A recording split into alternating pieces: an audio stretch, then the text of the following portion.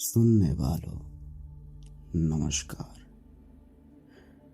आप सबने सुना होगा कि जिसका जन्म होता है उसका मृत्यु भी निश्चित है।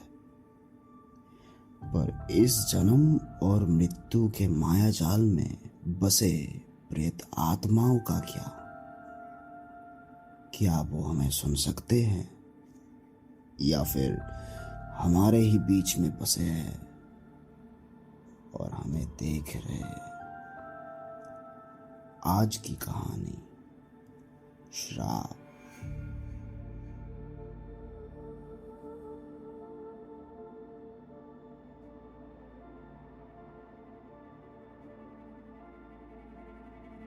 ये कहानी है एक जमींदार की और उसकी दो पत्नी की।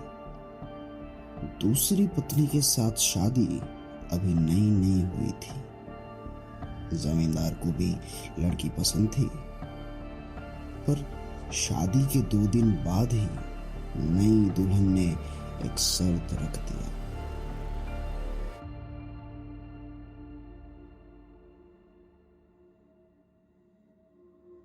देखिए, मुझे रात को अकेले सोने की आदत है।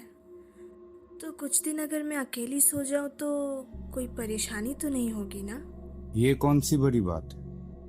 तुम्हें जितना दिन अकेले सोना है सो जाओ। घर से दूर, नई जगह, नए लोग, मैं समझ सकता हूँ। अच्छा, और एक बात का ध्यान रखिएगा कि जब तक मैं नींद से ना उठ जाऊं कोई दरवाज़ा मत खोलना। ठीक है, मैं गायत्री को भी बता दूंगा ये बात। तुम आराम से सो जाना। जी, धन्यवाद।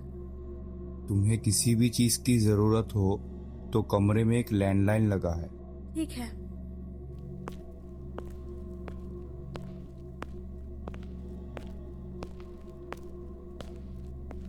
अरे आकांक्षा, सोने जा रही हो? पर अभी तो सिर्फ 12 ही बजे हैं।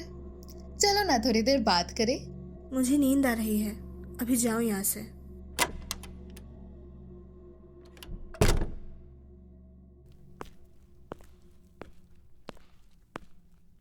कितनी चीड़ है उसमें, ढंग से बात तक नहीं करना आता।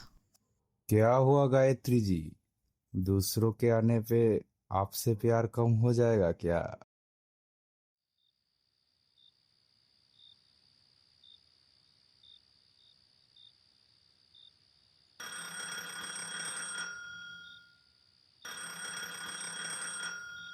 इतनी रात को कौन हो सकता है?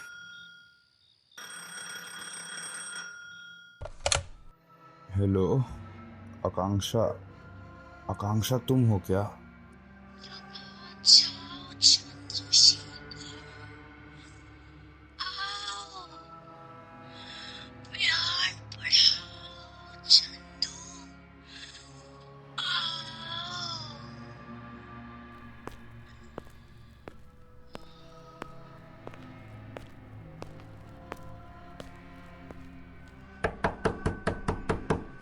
आकांक्षा, आकांक्षा, तुम अंदर हो क्या? जवाब दो।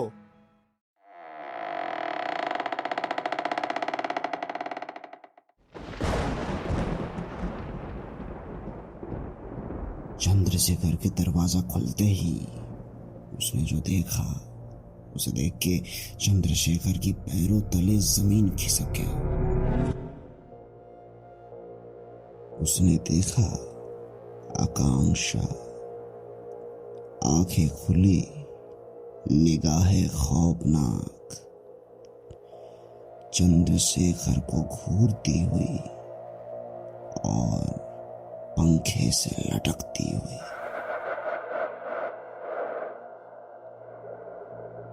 चंद्रशेखर को दिल का दौरा पड़ा। वो फर्श पे गिर गया, उसकी धड़कन रुकता हुआ।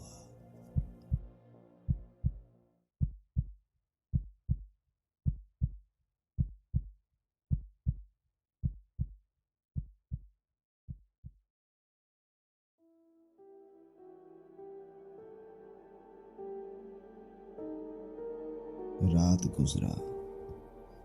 सुबह गायत्री रोती हुई चंद्रशेखर अपने बिस्तर पर मरा हुआ पाया गया।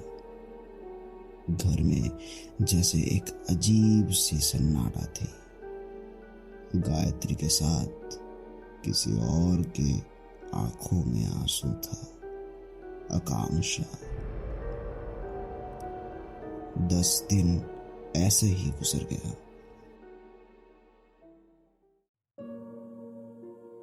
आज 10 दिन गुजर गए वो जा चुके हैं। पता नहीं पूरी जिंदगी कैसे कटेगी। जिंदगी बहुत छोटी होती है दीदी, यूं ही गुजर जाएगी। आज हो तो कल नहीं।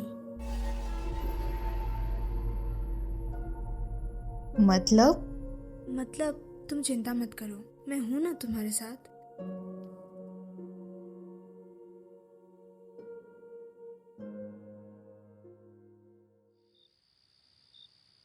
रात को गायत्री चैन की नींद सो रही थी।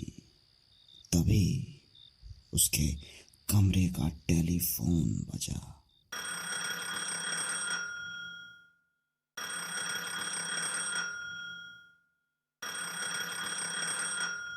इतनी रात को कौन है? कौन? दीदी, दीदी तुम कहाँ हो?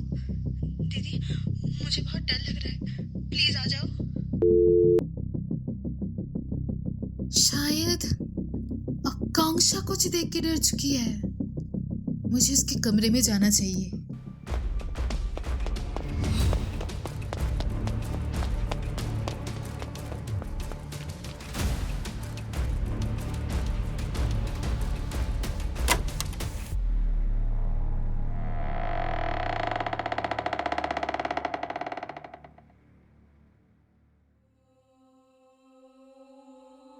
अगली सुबह गायत्री की लाश उसके कमरे के बिस्तर में मिला और आकांक्षा कहीं खो गई।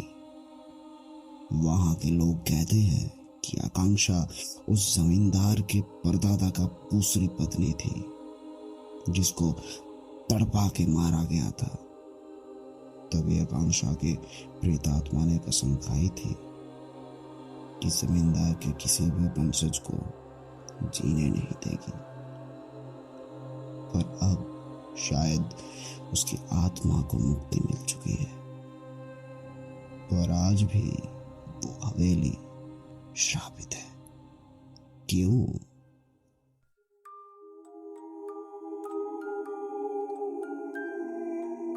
इस हवेली के 2 दरवाजे हैं। एक जहां से जिंदा इंसान अंदर आता है और फिर मर जाता है। ये घर मेरा है, सिर्फ मेरा, चंद्रशेखर का।